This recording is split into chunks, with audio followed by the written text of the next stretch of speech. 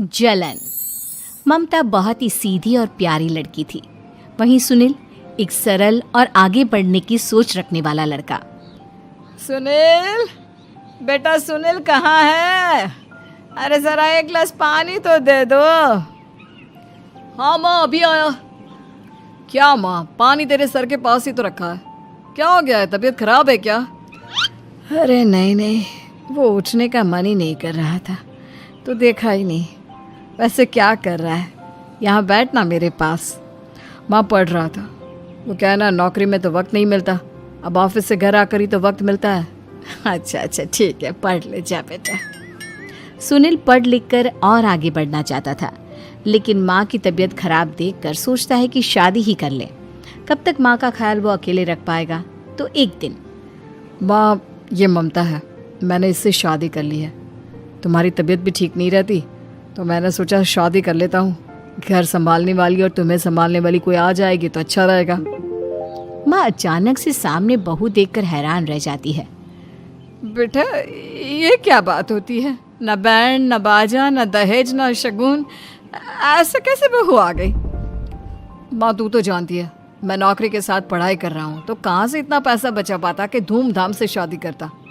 वैसे भी माँ, लोग तो आकर खाकर निकल जाएंगे, इसलिए बस वैसे ही। माँ जी, मैं आपका ख्याल रखूंगी। वैसे भी ये आगे की पढ़ाई कर रहे हैं, अच्छा कुछ कर गए तो सबके दिन फिर से अच्छे आ जाएंगे। सास को ममता की बात ठीक तो लगती है, लेकिन मन में कहीं ना कहीं लगता है कि कहीं बहू बेटे को लेकर फुर्र ना हो जाए और फिर तो वो रह जाएगी अकेली। बेटा देख, मेरा जो कुछ भी है वो सुनील ही है, और सुनील का भी अब इस दुनिया में मैं ही हूँ और कोई नहीं। क्या सुनील? बिल्कुल माँ, लेकिन आज से ममता भी मेरे जीवन का अहम हिस्सा है, जैसे तू है। सास को बड़ा बुरा लगता है कि उसकी सल्तनत में कोई और हिस्सेदार कैसे हो सकता है। कैसे कोई और उसके 30 साल के बेटे की जिंदगी में अचानक से आकर बराबर का हिस्सेदार बन सकता है। देख बहू, मैं भले थोड़ा बीमार रहती हूँ, लेकिन इसका मतलब यह नहीं कि घर की चीज़ों में मेरा कंट्रोल खत्म हो गया है। मैं आज भी इस घर की रानी हूँ, समझी? बेटा सोचता है कि ये माँ को अचानक से क्या हो गया। कल तक जो माँ कहती थी कि जिंदगी का कोई भरोसा नहीं, वो अचानक से जंग के मैदान की झांसी की रानी कैसे बन गई? माँ क्या हो गया है? सब ठीक है ना? अचानक कैसी बात कर रही हो? ममता का आज पहला दिन है, स्वागत करो उसका। आसपास की आंटियों को बुलाओ, नई दुल्हन की मुंह दिखाए करवाओ। खैर, सास होने का फर्ज निभाती है और बाद में एक सहेली के साथ बाहर निकल जाती है। क्यों री बताया नहीं कि बेटे का ब्याह कर रही हो? वैसे तो सारा दिन हम ही में घुसी रहती हो। अरे मुझे भी तो अभी पता चला, यूं अचानक सर पर लेकर आ गया। कहता है बहू है माँ तुम्हारी, अब इसको भी इतना ही मैं प्यार करता हूँ जितना तुझे करता हूँ। लो जी, ये क्या बात हो गई? क्यों इतना प्यार करता है? अरे माँ का प्यार तो ज्यादा होता है। अब उसको तो कोई दूसरा पति मिल सकता है, लेकिन तुम ही बताओ, क्या माँ की ममता किसी और की हो सकती है? ना जी ना, बेटे को समझाओ ये बात। अरे क्या समझाऊं, मुझे तो खुद ही समझ में नहीं आ रहा कि क्या हो रहा है।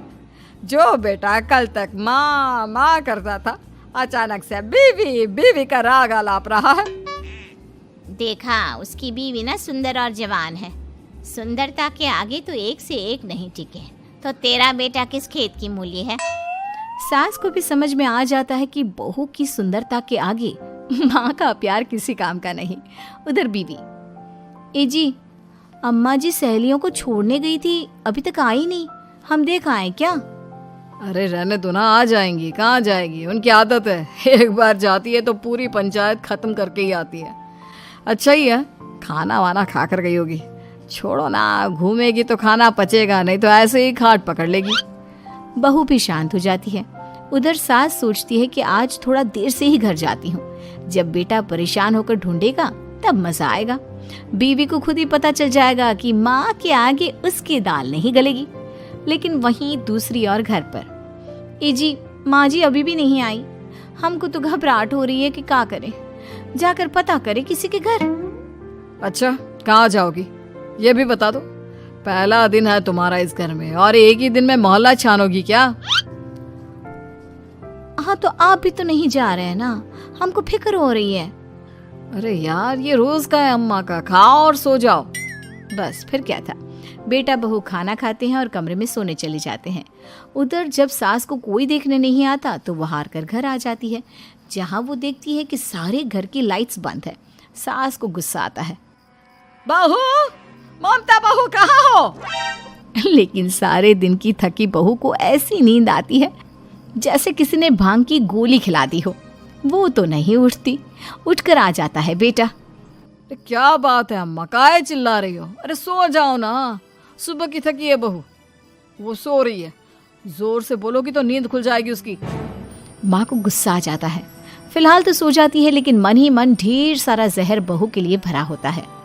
सुबह बहू चाय बना रही होती है कि सास धीरे से गैस तेज कर देती है, जिससे चाय का बर्तन जल जाता है। और जैसे ही बहू चाय का बर्तन उठाती है, उसका हाथ जल जाता है। मेरा हाथ जल गया। वो जोर जोर से चिल्लाकर इधर उधर भागती है कि सास थोड़ी देर में उसके हाथ में पानी डाल देती है।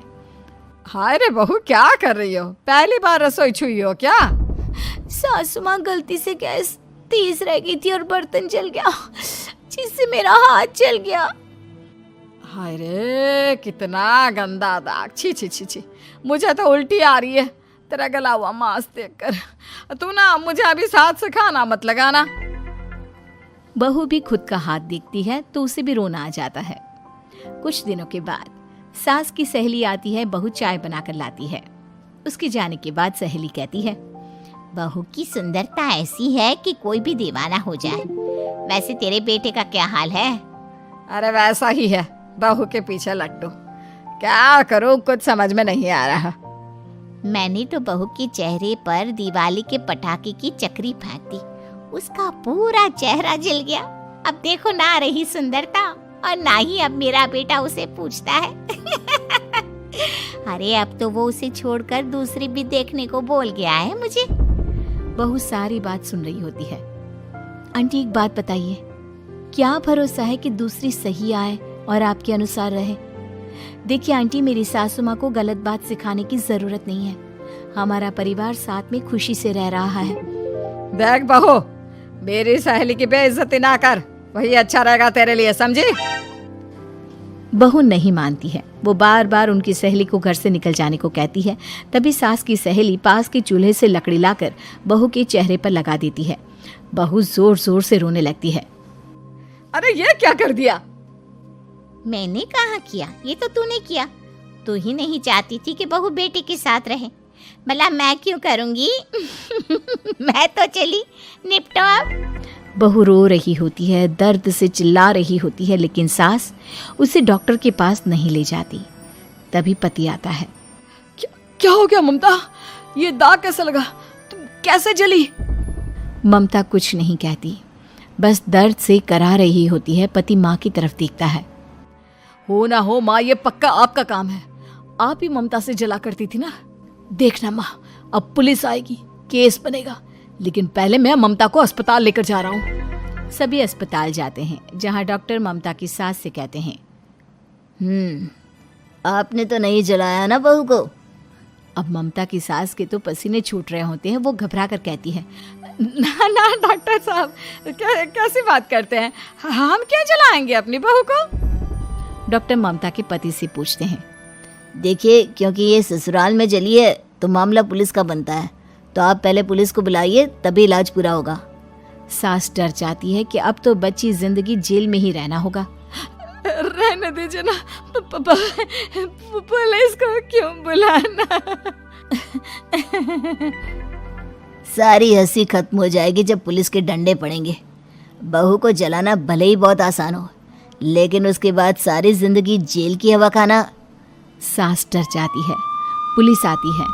पास लेटी दर्द से करा रही ममता स्टेटमेंट देती है। तो क्या हुआ था? कैसे जली आप?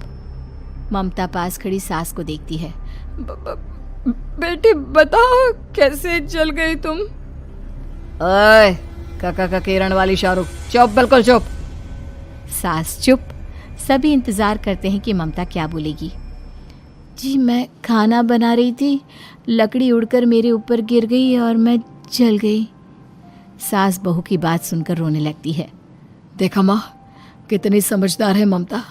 ये चाहती तो, हाँ बेटा, ये चाहती तो मैं आज जेल में होती। मुझे माफ कर दे। मैं आगे से अभी कभी ऐसा नहीं करूंगी। बहू के साथ मिलकर रहूंगी। मुझे माफ कर दे।